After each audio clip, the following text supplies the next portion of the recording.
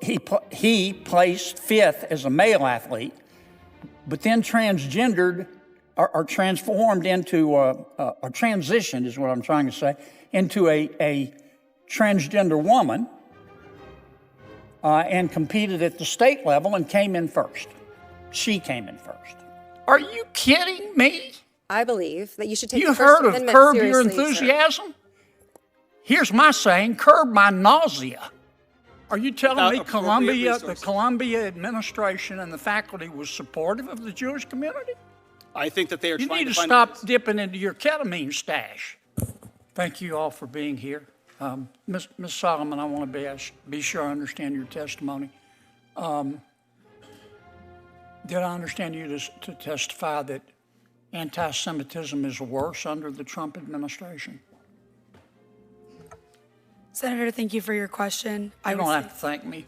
Okay. Your best thanks is to answer. Okay, well, I'll tell you that anti-Semitism has been rising, especially since the 2017 but has the Trump Charlottesville administration attack. caused that? Is that your testimony? I wouldn't say the Trump administration has caused anti-Semitism. Has there been an increase since Trump has entered office? Yes. Do you see a causal connection there? Yes. Why? Trump has highlighted and platformed neo-Nazis and white supremacists. Okay. I can't see that far. Racklin. Mr. Racklin, I understood you to say that in answer to Senator Durbin's question, the spending reductions, reducing the federal budget would increase anti-Semitism. Isn't that what you said? No, I did not. I said that the constant threats to cut money to the Office for Civil Rights and the Department of Education prevents the federal government from adequately investigating anti-Semitism and other hate crimes on college campuses. So you think one way to stop anti-Semitism is to give people more money? Is that right? I think one of the ways is to actually fund people that are actually designed to investigate anti-Semitism on college campuses. What's there to investigate? We see it. We We it, saw but it. just Did you watch television? Did you see what happened at Columbia? absolutely. Yeah. I mean, it was clear to me that the administration at Columbia and most members of the faculty believed passionately in diversity, equity, inclusion, and the right to hurt Jews. That's what I saw. Isn't that what you saw? I saw Isn't that what you saw? protesters against the war in Gaza and them using some anti-Semitic slogans and thoughts. I would say, however, that it's hard. I would say, isn't that however, what you're telling me? that it's That's not what you difficult saw. For You're the federal now don't get government off to the invest- subject No, on I'm me not. now. I'm You're telling me difficult. that's not what you saw. I'm telling you that it is difficult for the federal government to adequately address the issue of anti-Semitism. Are you telling without me appropriate the resources. Columbia administration and the faculty was supportive of the Jewish community? I think that they are You trying need to to find stop dipping into your ketamine stash. into what? Excuse me? Now, that if we're going to solve this problem, we need to talk about it. I'm And happy it to wasn't talk just about at Columbia. It was at Berkeley. It was at UCLA. It was at Barnard. And Columbia has a history of discriminating against Jewish people. They used to refuse to let Jewish students come to their university. Now, you can try to bubble wrap this, but that's what I saw. If you want to stop a lot of the anti-Semitism, maybe we need to stop teaching kids to be anti-Semitic. Sir, I would relish that opportunity. Let me ask you a question, Ms. Kohab. Did I say that right? Kohav. Do you think it's possible to feel compassion for the Palestinian people without hating Jews? Absolutely. Would you elaborate on that? Because it looks to me like many of our Ivy League universities, they weren't the only ones. Some universities handled it well. Vanderbilt, University of Chicago, Tulane. But it looks like the administration was teaching kids you got to pick a side. Mm-hmm. You either have to hate Jews or you have to be for Hamas. You can't be. There's no middle ground. Tell me what you saw. You've written a book about it. Maybe Mr. Rocklin ought to read it.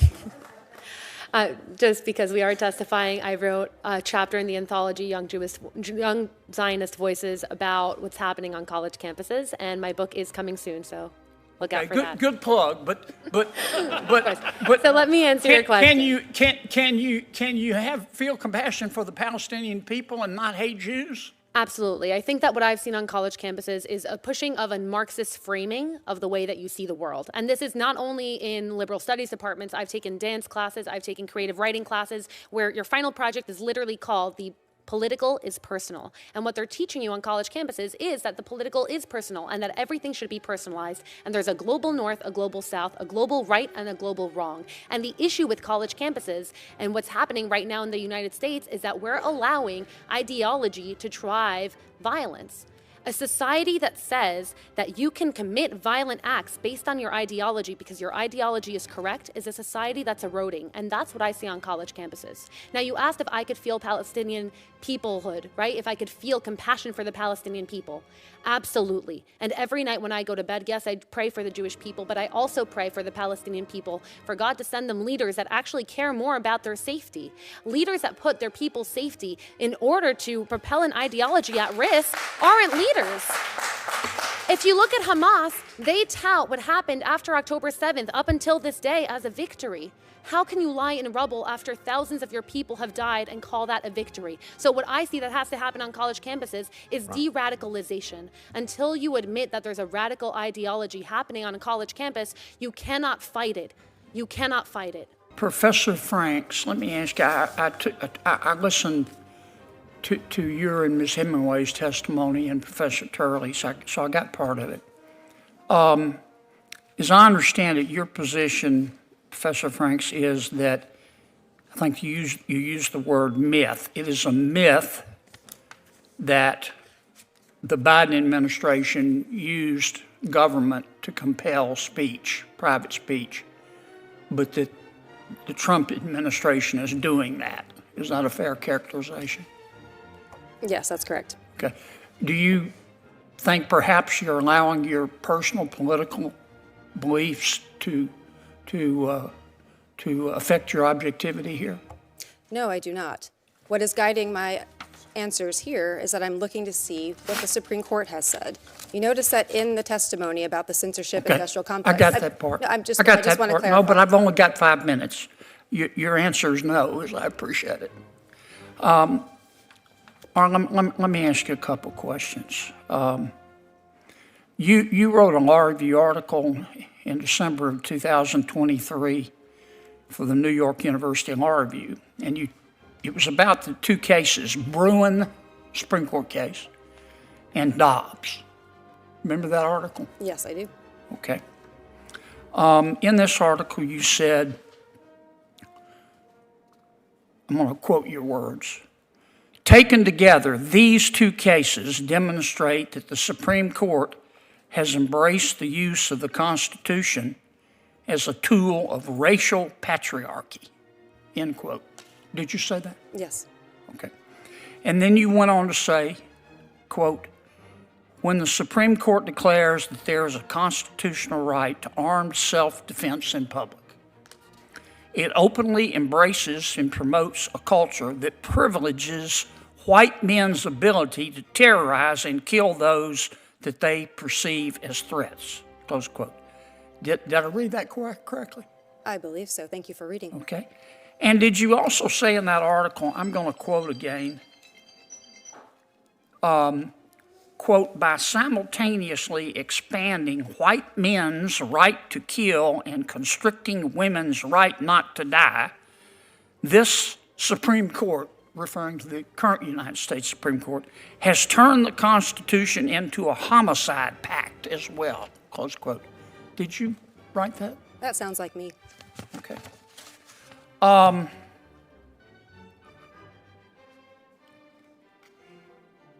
In November of 2024, you tweet, don't you? I'm not sure what the current terminology is for it, but yes, I am sometimes on the social platform that was formerly known as Twitter. Yeah, you're on a lot, aren't you? I'm not sure what the relevance of that is. You try to be provocative on there, don't you? Again, I'm not sure what the relevance Well, of this question let me is. show you the relevance. On November 7th, 2024, from your tweet, here's one of your tweets at 2:41 p.m. Quote, "The majority of Americans hate women. The majority of Americans hate women more than they love anything, including democracy." Close quote. Did I read that correctly? I am not sure what this has to do with the subject matter of this Did you hearing. say it? I do not have those words in front of me. I probably said something along those lines, but Yeah, what is you the said it. relevance of Here that it to is, this big as hearing? Dallas, right there. Yes.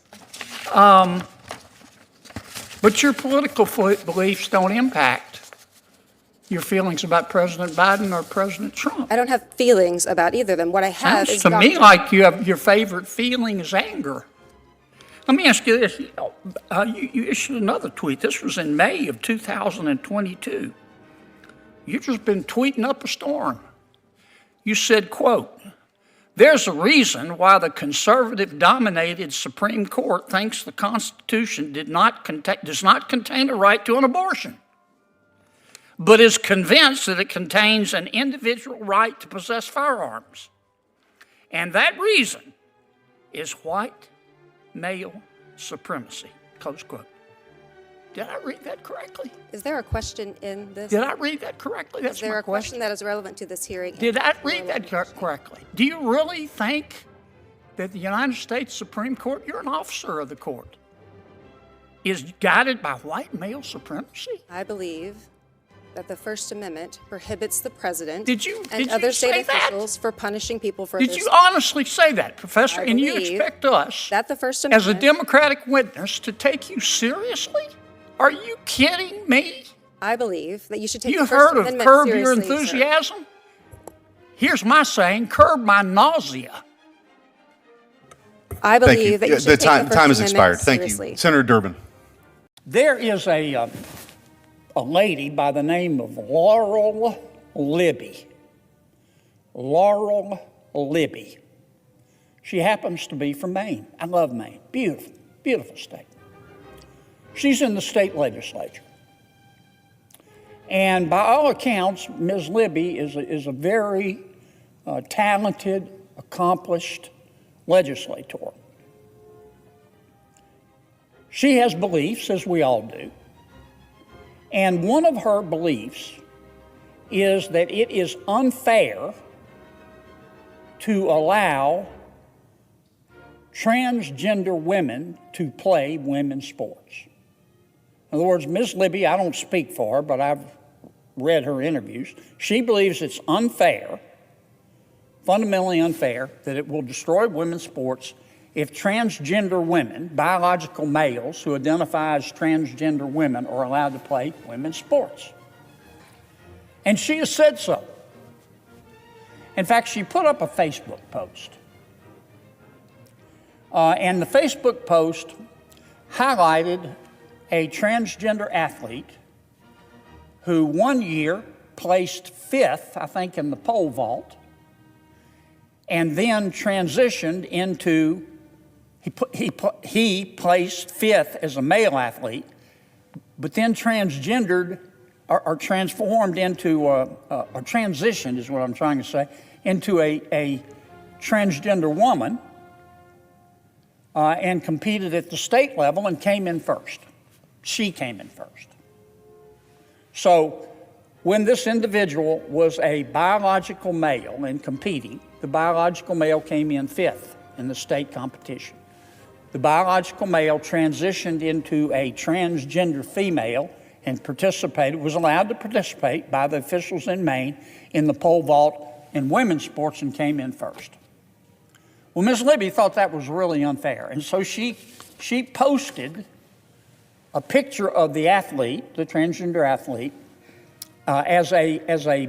when she was a biological male, and currently when she has now become a transgender woman.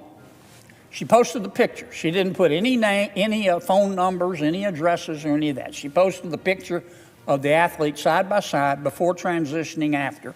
And here's what she said. "We've learned that just 1 year ago, John, the transgender athlete, when she was a biological male, was competing in boys pole vault. That's when he had his 5th place finish. And then she went on to say, so all of this transpired in the last year with the full blessing of the Maine Principals Association. 2 years ago, she wrote, John tied for 5th place in boys pole vault. Tonight, John, now Katie, because John is transitioned into a transgender woman, tonight Katie won 1st place in the girls' Maine State Class B championship. And Ms. Libby thought that was unfair.